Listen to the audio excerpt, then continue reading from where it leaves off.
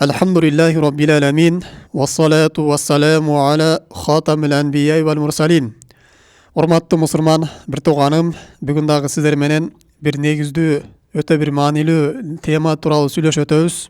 Бул Аллах Таала сага кандай мамиле кылышын кааласаң, адамдарга мына ошондой мамиле кыл. Эгерде сен Аллах Тааладан жакшы мамиле күтө турган болсоң, анда Аллах Тааланын жараткан пенделерине дагы мына ошондой мамиле кыл. Ошондо Аллах Таала сага ошоңо жараша мамиле кылат. Анткени шариатыбызда чоң бир эреже бар. Ал жазау мин джинсил амал дейт. Жаза, сыйлык бул амалга жараша эле болот. Мына амалдын түрүнөн эле болот. Эгер сиз адамдарга жеңилдик жараткан болсоңуз, анда Аллах Таала дагы сизге жеңилдик жаратат. Адамдарга зыян бере турган болсоңуз, адамдарга ишиңизди оордоштурсаңыз, Аллах Таала сизге өз ишин орлотот. Эми пайгамбар саллаллаху алейхи вассаламдан келген хадистердин негизинде ушундай бир эреже бар. Адамдар сага кандай мамиле кылуусун кааласаң, сен дагы адамдарга мына ошондой мамиле кыл деген. Бул дагы бир коомдо адамдардын адеп аклагын түздөй турган, бирөөлөргө болгон мамилени оңдой турган чоң бир эреже. Бирок мындан дагы чоңураак, андан дагы бийигирээк эрежеге келе турган болсок, бул жогорудагы биз айткан эреже. Аллах Тааланын сага кандай мамиле кылуусун кааласаң, анда сен дагы адамдарга ошондой мамиле кыл дейт. Аллах Таала сага эмне берүүнү кааласаң, сен дагы пенделерге мына ошол нерсени өткөр. Ошондо сага Аллах Тааладан келет. Пенделерге жакшылык кылып, бирок алардан жакшылык күтпө. Жакшылыгын, сообун Аллах Тааладан күтсөңүз, Аллах Таала сизге сөз түрдө берет. Ал эми адамдарга жакшылык кылып, алардан жакшылык күтсөңүз, адам деген бул алсыз нерсе. Кээде колунан келип туруп, сизге кайтарбай коюшу мүмкүн жакшылыгыңызды. Кылган жакшылыгыңызды унутуп калышы мүмкүн. Кээде инсан сизге жакшылык кылайын деп, бирок колунан келбеши мүмкүн. Ал эми Аллах Таала бул бар нерсе кудуреттүү болгон зат. Аллах Тааланы эч нерсе алсыз кыла албайт. Сиздин каалаган нерсеңиз, сиздин сураган нерсеңизди өтөп берүүгө Аллах Тааланын кудурети жетет. Мына ошо урматтуу мусулман бир тууганым, Аллах Тааладан кандай мамиле күтсөңүз, адамдарга мына ошондой мамиле кылыңыз. Мунун кээ бир мисалдарын айта кете турган болсоңуз, эгерде Аллах Таала тараптан сиз ырыскыңыздын мөл болуусун каалай турган болсоңуз, анда жер бетиндеги Аллахтын жараткан пенделерине жакшылык кылыңыз. Аларга кайрымдуулук кылыңыз. Ошондо сизге Аллах Таала кайрымдуулук кылат. Пайгамбар саллаллаху алейхи хадис кудусда айтат, Аллах Таала айтты: "Анфик я бини адам, унфик алейка." Адам баласы, адамдарга кайрымдуулук кыл, саңа Аллах Таала кайрымдуулук кылат дейт. Сен ырыскыңды көбөйтүп берет. Аллах Таала Кур'ан Каримде өзү убада берет: "Ва ма анфакту мин шайин фахуа юхлифуху." Кандай бир мал мүлкүңөрдү жакшы жолго сарптай турган болсоңор, Аллах Таала анын ордуна дагы башка мал мүлк берип, силердин мүлкүңөрдү көбөйтүп берет. Демек, биз ырыскыбыздын кенен болуусун каалай турган болсок, анда жер бетиндеги адамдарга да жакшылык кылып турушубуз керек. Жакшылык иштерге акчабызды аябай коротуп турушубуз керек. Мына ошондо бизге береке келет. Андан кийин дагы Аллах Тааланын бизге ырайым кылуусун каалай турган болсок, анда Аллахтын жараткан жер бетиндеги адамдарына ырайым кылышыбыз керек. Пайгамбар саллаллаху алейхи вассалам айтат: "Ар-рахимуна ярхамухумур рахман." Ырайымдуу адамдарга Рахман болгон Аллах Таала ырайым кылат. Ирхам ман фил ард ярхамука ман фис сама. Жер бетиндеги жандыктарга, пенделерге, жандуу жана жансыз нерселерге ырайым кылгын, асмандагы зат Аллах Таала сага ырайым кылат.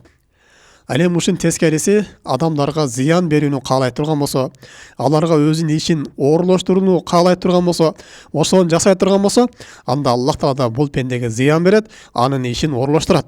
Пайгамбар саллаллаху алейхи вассалам айтат: "Мен дорра адарраллаху бихи." Ким башкаларга зыян бере турган болсо, Аллах Таала буга дагы зыян берет. "Ва мен шакка шаккаллаху алейхи." Ким адамдарга өз ишин оордоштура турган болсо, Аллах Таала дагы буга ишин оордоштурат. Жана ошондой эле, эгерде сиз башка түшкөн көйгөйлөрдү, кыйынчылыктарды жеңилдетүүнү каалай турган болсоңуз, анда башында көйгөйлөрү бар. Түйшүккө түшкөн адамдардын түйшүктөрүн жеңилдетип бериң. Ошондо Аллах Таала сиздин ишиңизди жеңилдетет. Пайгамбар саллаллаху алейхи айтат: "Мен яссара аля муасирин яссараллаху алейхи фид дуния вал ахира." Ким карызын төлөй албай калып, башына бир кыйынчылык күн келип, кудурети жетпей калган адамга жеңилдик жаратып бере турган болсо, анын карызын дагы кечиктирип, же карызын кечип жиберип, же карызын жарымын кечип жиберип, жеңилдик жаратып бере турган болсо, Аллах Таала бул пендеси үчүн дагы бул дүйнө акыретте ага жеңилдик жаратып берет дейт. Дагы ким башка бирөөнүн айып кемчилигин ачпастан аны жаап жашырып кое турган болсо, Аллах Таала бул пенденин айып кемчилигин бул дүйнөдө жашырат. Пайгамбар саллаллаху алейхи вассалам айтат: "Мен сатара муслимен сатараллаху фид дуния вал ахира." Ким бир мусулмандын айып кемчилигин жаба турган болсо, Аллах Таала мына ошол пенденин бул дүйнө жана акыретте айып кемчилигин жаап коет дейт. Ал эми кимде ким башка мусулмандын ауратын ача турган болсо, анын айып кемчилигин элдердин астына алып чыгып, шермендесин чыгара турган болсо, аны бир жерден камерага тарта калып, же сүрөткө түшүрө калып, ошо интернет жебелерине жайгаштырып, аны шермендесин чыгарып элдерге уят кыла турган болсо, Аллах Таала бул адамды сөзсүз түрдө уят кылат дейт. Анын да ошондой шермендечилиги чыкпастан ал пенде жан бербейт. Пайгамбар саллаллаху алейхи вассалам жума күнү минбарда үнүн бийик көтөрүп: "Я ма'ашара ман аслама лисанихи ва ла юфти имана фи qalbihi." Эй, тили менен исламды кабыл алып, бирок жүрөгүнө иман жетелектер дейт. "Ла ту'зил муслимина." Мусулмандарга зыян бербегиле дейт. "Ва ла ту'айрухум." Аларды айыптабагыла. "Ва ла таттаби ауратихим." Алардын айып кемчилигин артынан чукуп чыкпагыла. Алардын кемчилигин ачпагыла. "Фаиннаху анткани мен татабба аурат ахихил муслим." Ким мусулман бир тууганын айып кемчилигин ачып, шермендесин чыгара турган болсо, татаббаллаху ауратаху. Аллах Таала мына ошол пенденин айып кемчилигин ачып коет. Аллах Таала кимдин айып кемчилигин карай турган болсо, аны издей турган болсо, сөзсүз түрдө аны Аллах Таала шермендесин чыгарат. "Валау фи жафи рахлихи." Ал үйүнүн ичинде болсо дагы дейт, төшөгүнүн астында болгон болсо дагы, Аллах Таала бул пенденин айып кемчилигин адамдардын астына алып чыгып шерменде кылып коет дейт. Ошондон урматтуу мусулман бир тууганым, биз бирөөлөрдүн айыбын чукуганды токтотойлу. Албетте кемчилиги жок адам болбойт. Баардык адам баласы ката кемчилик кетирет. Биз алардын жакшы тарабын алып, жаман тарабын Аллага таштап койрайлы. Аллах Таала оңдоп коер. Балким өзү дагы ошону түшүнүп, оңдоп кетер. А биз анын кемчилигин кайра алып, кайра элдерге жарыя кылып, кайра аны күчөтүп, анын нерсени бизге кетип бир гана кейбирки шариаттагы эрежелер бар. Качан ийгилик алса болот деген. Анын өзүнүн башка эрежелери бар. Андайда урматтуу мусулман бир тууганым, сиздин күнөөлөрүңүздүн кечирүүлүгүн каалай турган болсоңуз, кылган ката кемчиликтериңизге Аллах Таала эртең азапка салбай кечирип, бейишке киргизип коюуну каалай турган болсоңуз, анда сиз дагы башка бирөөлөрдүн сизге кетирген ката кемчиликтерин кечирип коюң. Мына ошондо Аллах Таала сиздин күнөөлөрүңүздү кечирет.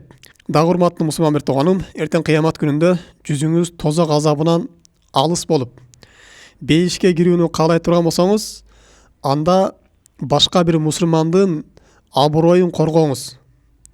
Кайсы бир мусулмандын аброю төгүлүп, бир жерде кыйбат болуп жаткан болсо ошол адам, аны кемчилигин ачып, аны элдерге шерменде кылып жаткан болсо бирөө жарым, сиз ошонун аброюн коргоп кое турган болсоңуз, кыямат күнү Аллах Таала сиздин жүзүңүздү дозоктон алыс кылат.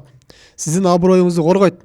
Пайгамбар саллаллаху алейхи вассалам айтат: "Мен радда ан ирди ахихи, раддаллаху ан вajhihi ан-нара яумал кияма." Ким бир башка бир мусулмандын абирин сактай турган болсо, анын аброюн коргой турган болсо, Аллах Таала кыямат күнүндө бул пенденин жүзүн дозоктон сактап, коргоп коет дейт. Демек, урматтуу мусулман бир тууганым, ар бир амал мына ошонун өзүнүн түрүнөн эле берилет экен. Сиз кандай жакшы иш кылсаңыз, мына ошонун соогуна жетесиз. Демек, адамдарга сиз мамиле кылыңыз, кандай эле Аллах Таала сизге мына ошондой мамилени кылууну кааласаңыз. Мына ушул эрежени биз жүрөгүбүздө сактап алышыбыз керек. Мына ушуну бекем тутуп алышыбыз керек. Биз жогорудагы айткан бул кээ бир эле мисалдар болду. Жашообузда кандай жакшы нерсе бар, мына ошону аткарайлы. Мына ошондо Аллах Тааладан мына ошондо бизге жакшылык келет. Мына ошондо Аллах Тааланын райымына жетебиз, Аллах Тааланын кечиримине жетебиз. Мына ошондо биздин рызкыбыз мөл болот. Өзүңдүн нафсыңа жакшы көргөн нерсени башка адамдарга жакшы көрүп кое бер. Аллах Таала сизге мына ошол нерсени эселетип көбөйтүп берип кое берет. Мунун тескериси, башка бирөөнүн мал мүлкүн кетүүсүн каалай турган болсоңуз, Аллах Таала сиздин мал мүлкүңүздү кетирип коет. Башка бирөө келген жакшылыкка, неаматка көрө албастык кыла турган болсоңуз, Аллах Таала сиздин колуңуздагы неаматты унуттуруп коет да гана алып коет. Ошондон урматтуу мусулман бир тууганым, биз башка бирөөлөргө жаман мамиле кылгандан, аларга зыян бергенден алыс бололу. Анткени Аллах Тааланын бизге мына ошондой азабы келип калат экен. Биз андан корколу. Аларга жакшы мамиле кылайлы, Аллах Таала дагы бизге жакшы мамиле кылсын. Аллах Таала тараптан да бизге мына ошондой сооп сыйлыктар келсин. Ал эми бир дүйнөнүн кызыкчылыгы деп, болбогон нерсе деп биз акыретибизди күйгүзүп, соопторубуздан айрылып калбайлы. Субханака Аллахумма бихамдик, ашхаду ан ла илаха илля анта, астагфирука ва атубу илейк. Ассаламу алейкум рахматуллахи ва баракатуху.